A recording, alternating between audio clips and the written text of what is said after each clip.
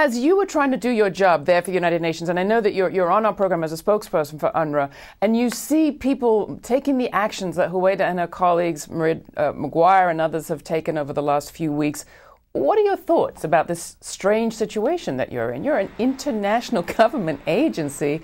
There's a lot of people think that they need to intervene to help the people that you're charged with actually helping.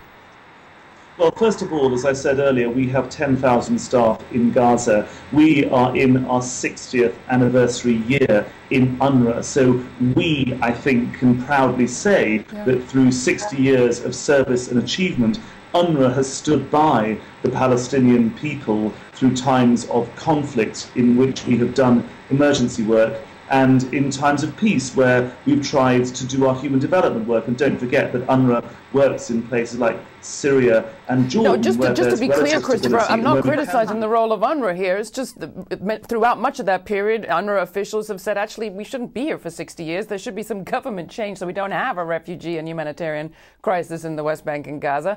Absolutely. I guess what I'm trying to get at, you've got the whole world watched while there was an aerial bombardment for weeks at the beginning of this year. But now very few people are watching as the humanitarian crisis gets played out and individuals like Huwaida try to take action. Well, as far as advocacy is concerned, I am filled with admiration for the work that people do in risking their lives to come and highlight what is going on here. And as I say, in terms of advocacy, anything which highlights the plight of Palestinians in Gaza is something which we welcome in UNRWA. Because don't forget, we are there working, whether we like it or not, with the Israeli authorities to bring aid and assistance into Gaza. 80% of the 1.5 million people of Gaza are dependent on international assistance. And if UNRWA were to transform itself into some kind of direct action group, getting boats into Gaza, whatever, we would soon run into severe problems with the Israeli authorities, and that would inevitably mean that our beneficiaries would suffer. So, like it or not, we are on the ground in Gaza. We have to work with the authorities, the Israeli authorities, to bring aid and assistance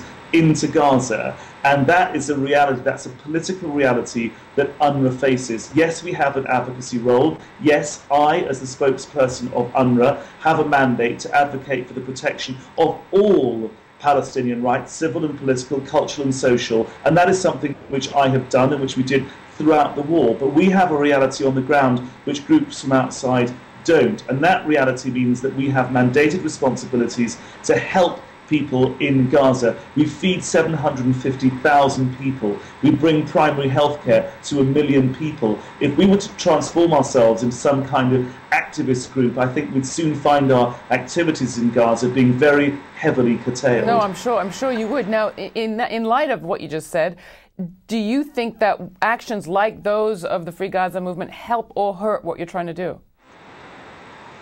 Well, I think in terms of advocacy and in terms of putting the spotlight on what many UN officials at a very senior level and world leaders at a human level, at a political level, have described as a collective punishment, I think it's very useful indeed. And I think that one of the tragedies about the situation in Gaza is that 6 months after the war, people are forgetting. And I had always said that the Gaza situation is a test of the collective humanity of all of us. And when I see what's happening today, I have to wonder very seriously whether we are not all failing.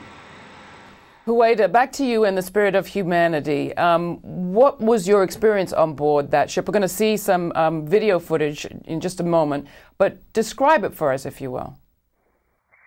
Well, there is a tremendous amount of energy. We had 21 people on board from 11 different countries, and we give a full training for everyone before we put them on that boat. And in that training, I explained to them that we don't know what Israel's going to do. They could fire at us. They could try to sink us. They could board and arrest us. You can get hurt. You can get killed. You should know this before you get on the boat.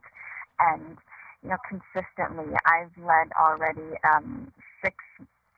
7 missions, actually, into Gaza, 5 of which arrived not one person has backed down. And so that spirit is really gives a lot of energy. We set off, it was going to be a 30-hour voyage.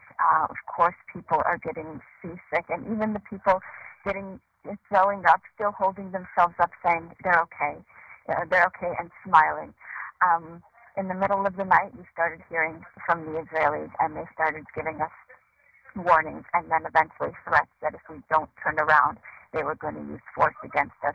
They also threatened to open fire against us. And so I just kept repeating over the VHF, the speaker system, that we are unarmed civilians. We are only carrying humanitarian aid to the people of Gaza. Do not use force against us. Do not open fire. And I just kept repeating this so it would be clear to them and to all the boats around that if they attacked us, they knew full well who they were attacking. We constituted no threat to them. And as such, really, the obligations of the Israeli armed forces as an occupying power, since we constituted no threat and were only carrying humanitarian aid to Gaza, they should have let us through. But instead, they forcefully boarded our boats. They hijacked us. Huwaida Araf, thank you so much for joining us. You can find a whole lot more information about Viva Palestina, the Free Gaza movement, and more at our website, GRITtv.org. Christopher Gunnis, likewise, thank you so much for joining us, helping to clarify a little bit of the situation there. Keep up the great work at UNRWA. We're going to go out with some footage of what the scene was like aboard that Spirit of Humanity ship. This footage has been made available to us courtesy of Ishmael Blagrove. We played a little bit earlier this week, left you, we hope, on tenterhooks, wondering what was going to happen when the Israeli ships got closer. We'll take the story up right here. Hopefully it will be a safe trip. Nothing will be. I'm going to call my friend and we'll get things going. Only a threaten. I need you to please contact the members of Congress at 202. Hi guys, I've had the microphone turned off, but that's only because there's nothing new going on. The Israeli Navy has not communicated with us since I last talked to you. The last communication we had from them, they threatened to open fire within 5 minutes, but they did not do that. They have jammed our GPS and our radar. They are shining their high beam spotlights into us. At the moment we can see one. And we are continuing on our course. Also, he needs to leave the landline in the Free Gaza apartment free and manned. There needs to be somebody manning the phone. I'm calling the BBC, one of the main journalists, and I hope that that message will get through, but we've been cut off again, so.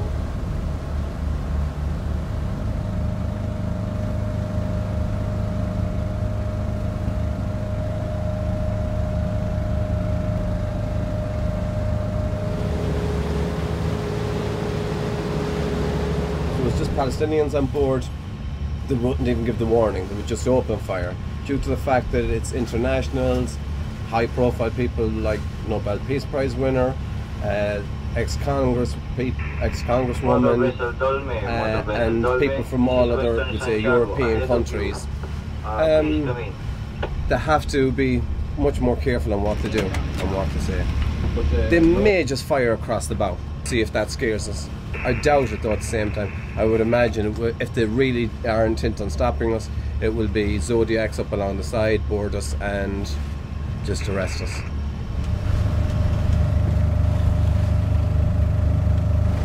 There's a rib coming up behind us. This is probably what they'd use if they wanted to board our boat.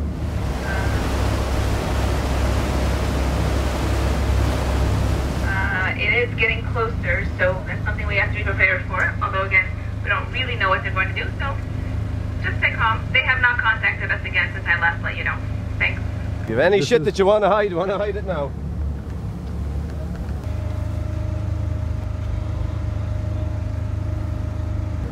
Okay, if you guys can see, they've turned their rib in. It looks like they're headed straight for us. We've got one kite on this side.